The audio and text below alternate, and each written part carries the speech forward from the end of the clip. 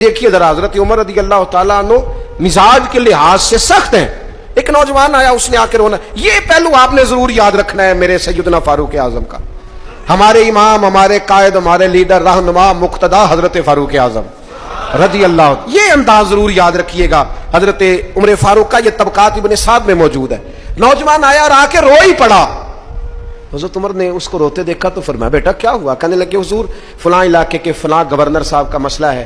حضور مجھ سے غلطی ہو گئی تھی, میں شراب پی بیٹھا تھا, انہوں نے مجھے درے بھی مارے ہیں, پھر انہوں نے لوگوں سے کہا اس کے ساتھ میل ملاپ چھوڑ دو, کوئی اس سے بات نہ کرے. حضور مجھ سے غلطی ہو گئی, میں مانتا ہوں, پر اتنی اذیت, اتنی تکلیف, جب مجھے سزا مل گئی, کوڑے لگ گئے, تو پھر یہ الگ سے جو سزائیں مجھے دی گئیں, یہ میں حضرت عمر کی بات کر رہا ہوں. میں نے جب یہ پڑھا تھا تو میں رو پڑا تھا. حضرت فاروق اعظم نے اس نوجوان کی بات سنی. سنو میں کیا کہہ رہا ہوں, اس گناہگار کی بات سنی, اس گناہگار کی بات سنی تو حضرت عمر رو پڑے اور فرمایا بلاؤ نا ان گورنر صاحب کو. وہ بھی بڑے سمجھدار, باباکار, بڑے آدمی تھے. بلایا اور بلا کے فرمایا آپ کا اس جرم پر غصہ بالکل ٹھیک, لیکن آپ کو کس نے اجازت دی کہ آپ اسے اتنی تکلیف دیں؟ آپ نے کوڑے مار لیے جو سزا بنتی تھی, اور پھر آپ نے کیوں کر کے لوگوں سے کہا اس سے ملنا جلنا چھوڑ دیں؟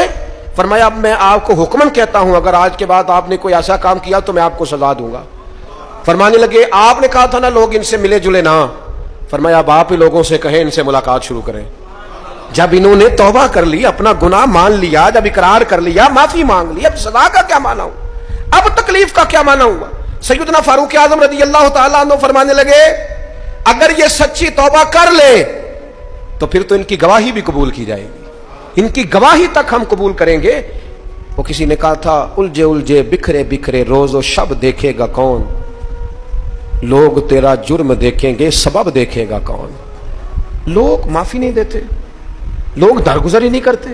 انسانوں سے غلطیاں ہو جاتی ہیں, لیکن اگر کسی نے توبہ کر لی, اور صحیح حدیث میں موجود ہے, نبی پاک علیہ السلام نے فرمایا اگر کبھی کسی بندے سے کوئی گناہ ہو گیا پھر اس نے توبہ کر لی, اگر کسی نے اس بندے کو دوبارہ وہ گناہ یاد کرایا تو اللہ تعالیٰ اس بندے کو یاد کرانے والے کو سزا دے گا, مرنے سے پہلے پہلے اسے بھی اس گناہ میں مبتلا کر دے گا.